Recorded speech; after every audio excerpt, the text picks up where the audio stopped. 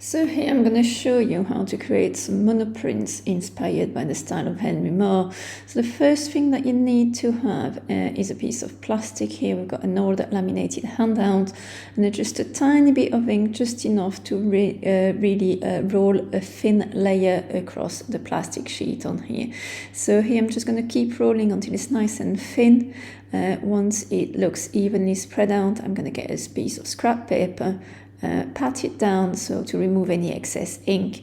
Then I'm gonna have a look where I need to arrange my kind of tape my piece of paper at the back of my paper on here. And once I've got this set up, I'm just going to trace the outline really carefully.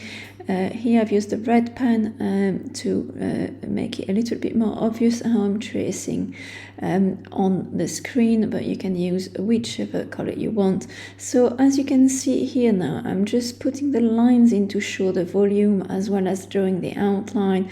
Once you start having some of the volume and some of the detail on here, I'm going to ask you to also color in the dark areas with your pen so they show dark on the print as well.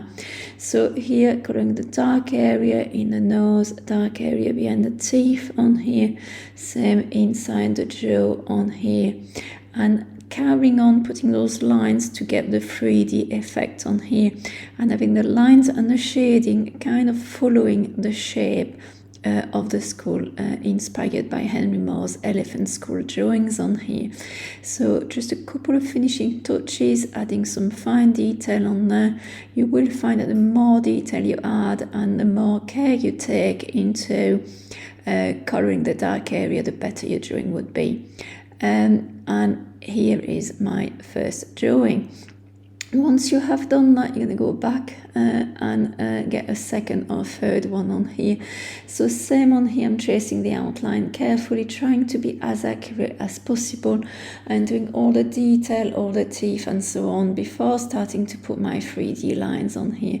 And here I'm adding some decorations in background inspired by Henry Moore. Here's my second print, so you can see them both together. And I'm going to do a third one. So same tiny bit of ink, rolling, removing the excess ink and placing on the ink sheet on here, ready to trace.